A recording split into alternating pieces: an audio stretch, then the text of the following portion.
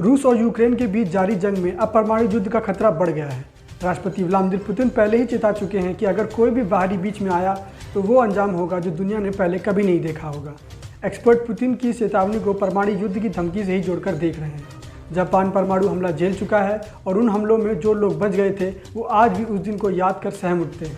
परमाणु युद्ध कुछ और नहीं बल्कि तबाही लेकर आएगा। नमस्कार, मैं अमन यादव स्वागत करता हूं आपका BHN न्यूज़ में। आज हम बात करेंगे परमाणु युद्ध के खतरे के बारे में और जानेंगे इसका इतिहास कितना भयावह था।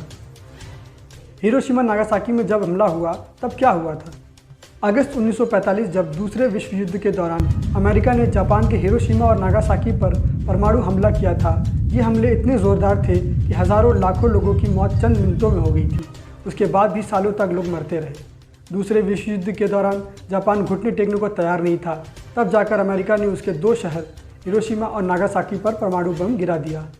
6 अगस्त 1945 को हिरोशिमा, 9 अगस्त 1945 को नागासाकी पर बम गिरा था। हिरोशिमा पर गिरे बम से 1945 के आखिरी तक 1,40,000 लोगों की मौत हो गई थी।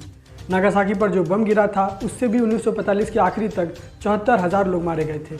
हमले के बाद ज़मीन की सतह का तापमान 4,000 डिग्री सेल्सियस पहुँच गया था।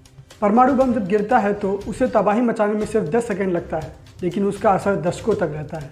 बम गिरने के सालों बाद भी लोगों को ल्यूकेमिया, कैंसर और फेफड़ों से जुड़ी खतरनाक बीमारियों से जूझना पड़ता है। इतना ही नहीं, सैकड़ों हज़ारों की आंखों की रोशनी चली गई थी। परमाणु युद्ध अब हुआ तो क्या होगा?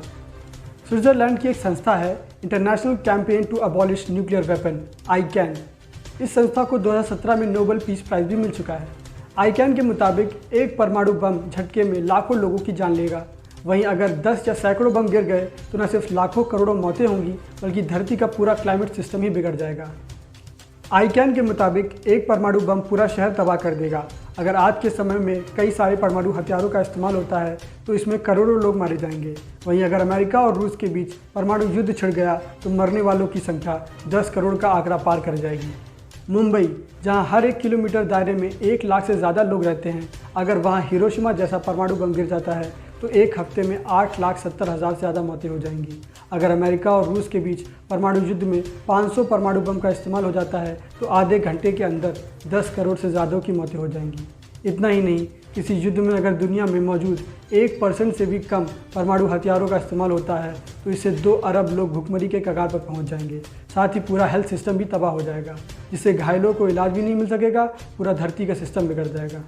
परमाणु हमले होने पर क्लाइमेट सिस्टम पूरी तरह प्रभावित होगा और खेती पर भी असर होगा।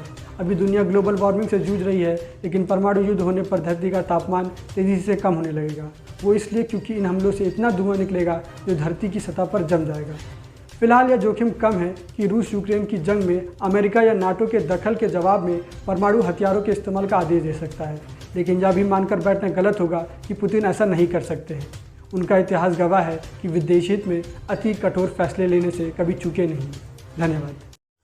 देश विदेश और आपके शहर से जुड़ी हर ताज़ा तरीन खबर को जानने के लिए अभी हमारे YouTube चैनल को सब्सक्राइब करें और बेल आइकन दबाना ना भूलें। धन्यवाद।